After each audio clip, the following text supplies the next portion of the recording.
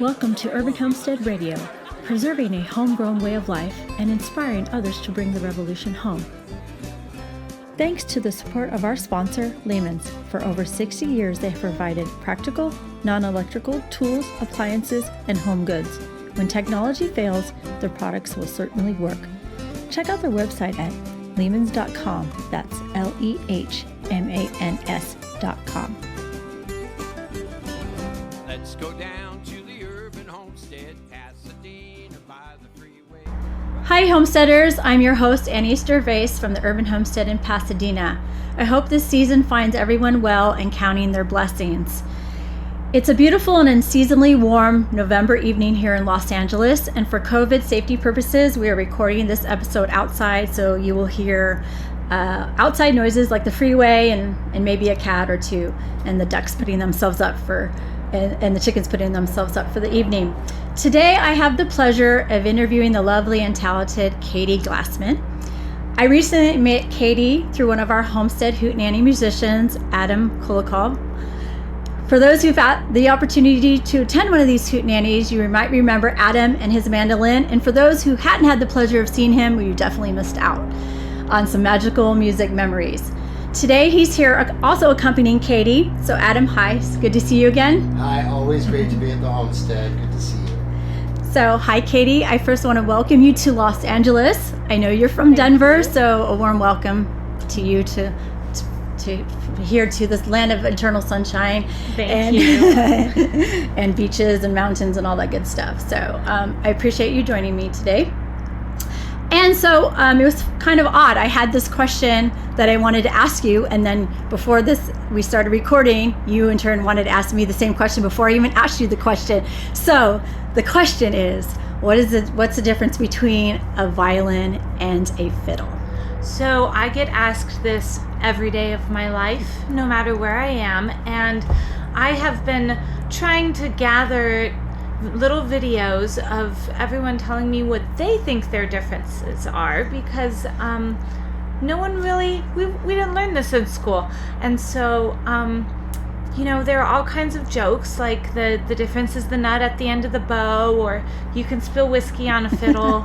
But really the truth is that they're the exact same instrument with just a difference in maybe a string preference, or fiddle players play with a slightly flatter bridge, and basically it just depends what genre you're going to play on the instrument. So is fiddle an American word? Is that why we call it a fiddle then? And violin was more the European term, and then it kind of changed with the... Exactly. Okay. In fact, I used to live in France, and they don't even have a translation for the word fiddle. Yeah. So that's a very American. Good interpretation. Good. All right. So speaking of the violin and fiddle and all that stuff, how did you get into the world of music and playing fiddle, violin? I'm definitely a true fiddle player, so you can feel good about calling me that. I went to the Denver Waldorf School, and in 3rd grade, everyone's required to play violin or cello. And my best friend was a fiddle player, and I thought she was really cool. And so my teacher asked what I wanted to play, and I said violin. And next week, a violin arrived for me. I signed up for lessons. The orchestra teacher was a Texas-style fiddle player. And so I just fell in love with the music. She started taking me to fiddle contests around the nation, and wow, that's the story. That's the story. So I guess, is that your first... that's your first, I guess, segue into the musical world. But what's your first musical memory then? Does it predate that? Is there something that said in like, oh, the song, something that ties you to that world of music that, like, I have to play, or I have to sing, or I have to be a part of this, and not just a bystander or an audience member? Yeah, my parents were both musicians, and my mom taught me piano when I was 5. She started me on piano, and I loved it. But I remember singing. At Waldorf, we sang all the time in German class and Russian class, and I just remember loving singing. And my mom actually said that before I could speak, my thing was getting on top of a box and taking all my clothes off and singing at the top of my lungs. Sounds like a little bit similar to what I would do. I would, because I live in 10 acres, I'd swing and sing to because nobody could hear me. I just swing and sing, just loud as I could be, just swinging and singing. That was one of my favorite musical memories. It's interesting how music ties into our lives like that, and how it brings out certain things that are, powerful in that. So is the violin or fiddle the only thing that you play? I play rhythm guitar. Mm-hmm. I back up Texas old time fiddle tunes and Western swing, and basically play in jam sessions. And I play a little accordion and still a little bit of piano, but mainly fiddle, guitar, and singing is my world. Okay, so that all sounds good. Do you want to do a little song for us? Yeah. Okay. I thought we'd start with a Texas style fiddle tune that I love called Carroll County Blues, in the key of G for those of you singing along at home.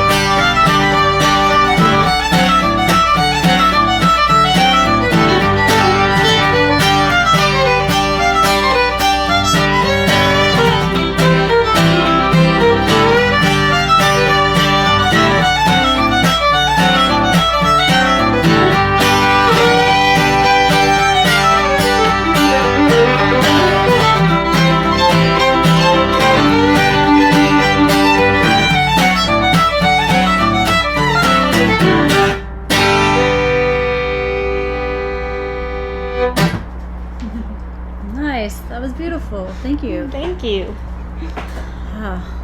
It's been a long time since, that live musical interaction. So it feels really good to hear the music live and in person and be able to feel that. So thank you for that.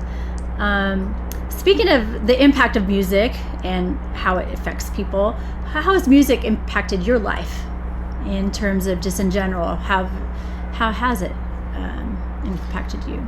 Well, it's, on a sarcastic note, it's made me not very well-rounded because I'm in love with music and it's been my entire life from teaching to performing. It's taken me to so many amazing places all over the U.S., all over the world, and I've met so many incredible people through playing music and just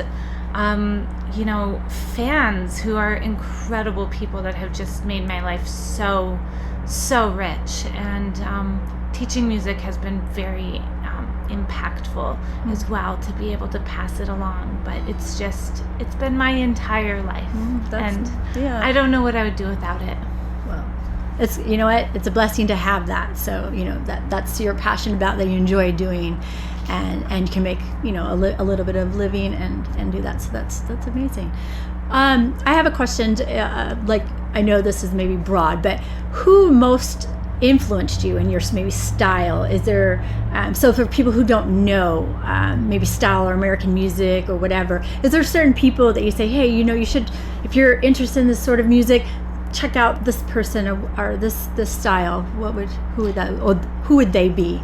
Yeah, absolutely. And I really highly revere my heroes. And so for Texas style fiddle music, my ultimate hero of all time was a fiddle player named Terry Morris. And I believe you can find his recordings on his brother Dale Morris's website. He's my favorite fiddle player of all time. In terms of Western swing, I love Keith Coleman, who was out of Oklahoma. He played with Bob Wills and the Texas Playboys, and Johnny Gimble. And in terms of the old classic country, Tommy Jackson on those old Ray Price shuffle recordings. And I'm giving you guys some gems here to look into. And as far as jazz, I've got a lot of heroes there, but Svend Asmussen from Denmark is my most beloved jazz violinist, as well as Stefan Grappelli, and the list does go on and on. Well, there's some good names for you. There's some good names, so look them up. Go on YouTube if that's and Western swing. What makes that a different? Like when did that kind of occur on the scene? What year would that be in terms of? Yeah, that was kind of with the Light Crust Doughboys. In the 30s, Mm-hmm. it kind of it started coming about. But Bob Wills was the one who really started mixing with the jazz musicians, started mixing with black people. He really drew his influences from Bessie Smith to Ella Fitzgerald to Louis Armstrong, and put together a band of half people who played fiddle music and all of our great swing dance songs, and half great jazz musicians. And he's the one who brought Western swing into the popular eye of America. I just love those stories because it just makes me appreciate how rich American music is. I mean, just the evolution of it from, you know, from the European traditions to now we have our own sort of just like place in history of certain things that happen at certain times, and to always draw back on that, and that's influencing musicians to this day. So that's pretty amazing. Absolutely. I always tell people to reach further back. The further back, the better. There you go. Further back, the better. Maybe how about another song for us? Can we go further back?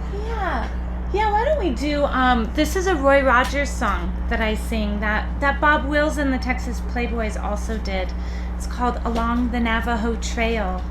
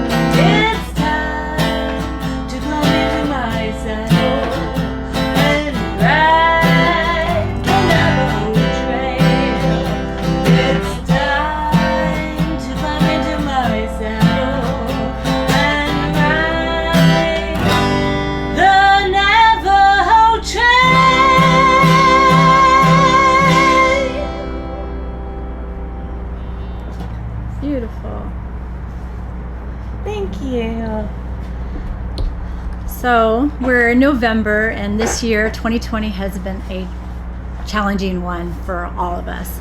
And especially, it's been a challenging one for musicians. How has the pandemic affected you and your musical career? Well, I know it's affected everybody, and so thinking about all you musicians out there and everyone, but all the concerts stopped, and I had shortly before March, I had actually decided to take a break from my touring band. I wanted a little time off the road, and so I was really fortunate to have started fiddleschool.com, where I have built a complete curriculum for learning how to play the fiddle. And so I had this little community started, and that's just blossomed into this huge international community with it's really blossomed beyond my imagination, to where I teach webinars every week to people who may not be leaving their home right now. And so music has brought so much life into everybody's lives, and it's been an incredibly touching and honorable experience, and to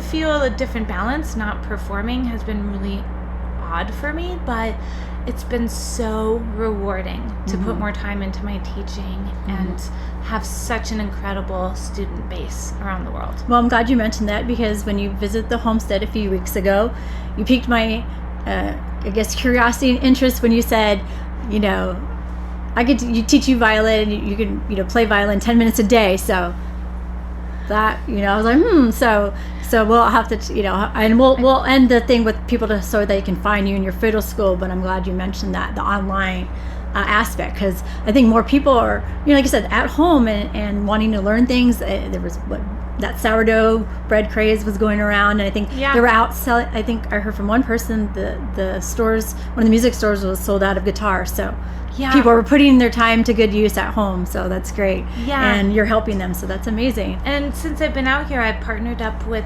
Eastman Strings, a California-based instrument maker, and they had me develop a fiddle. So all of these instruments are sold as violins, but we wanted to develop a fiddle for fiddlers by fiddlers, and so I have brought one of those for you to try after we're done today. Pressure's on now.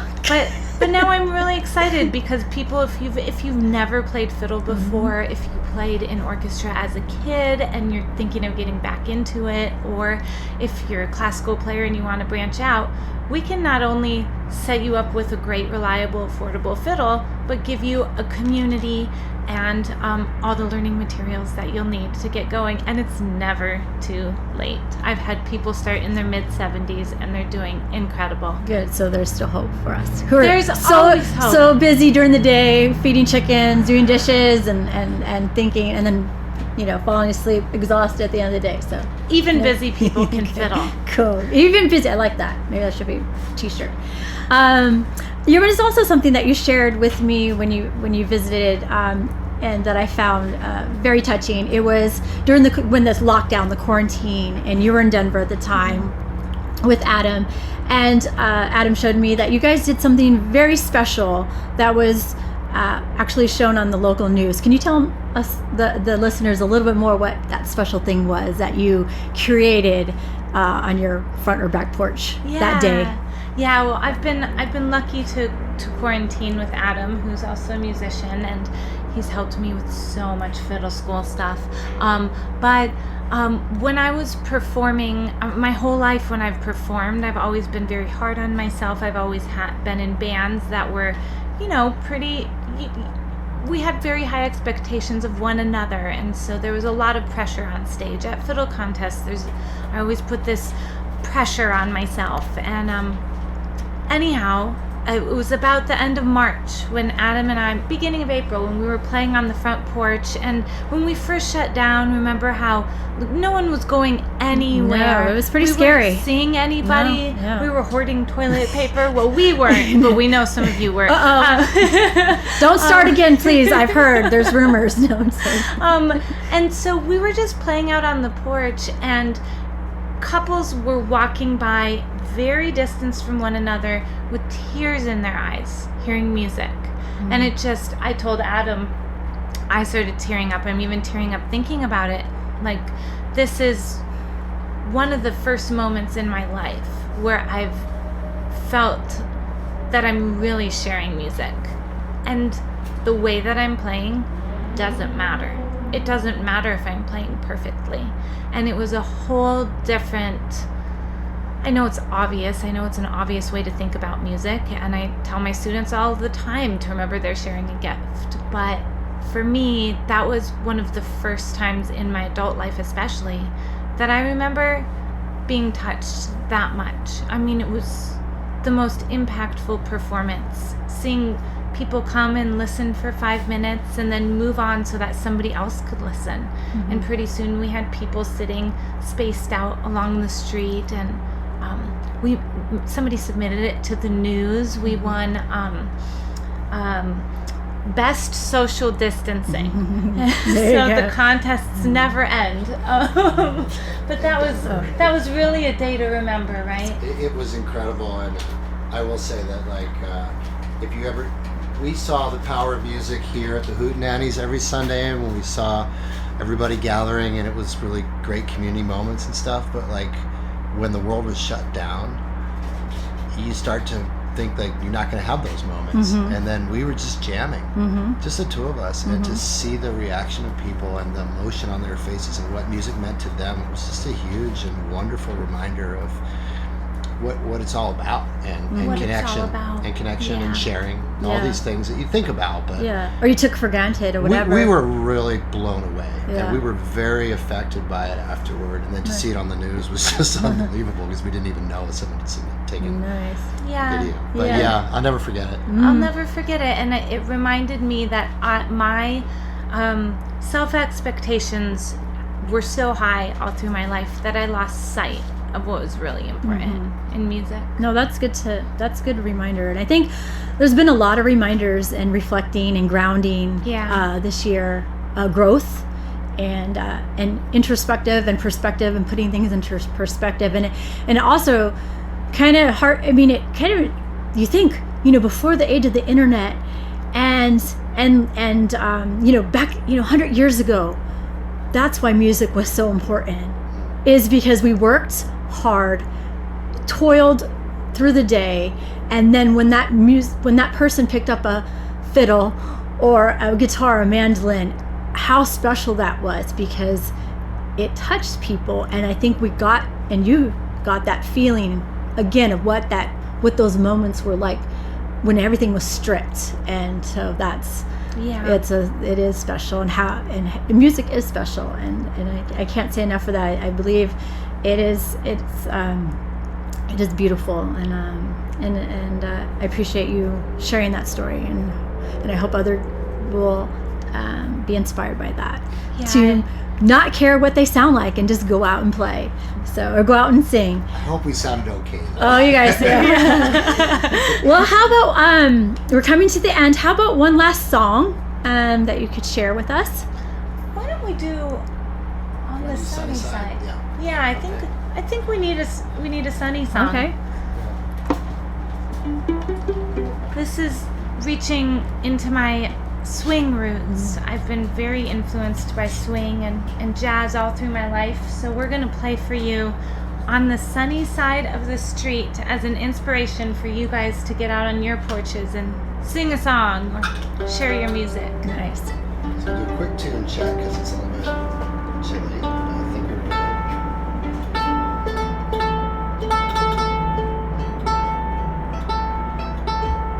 And I'm playing my mandolin, which people know me here. Yes, there you go. You're the mandolin man.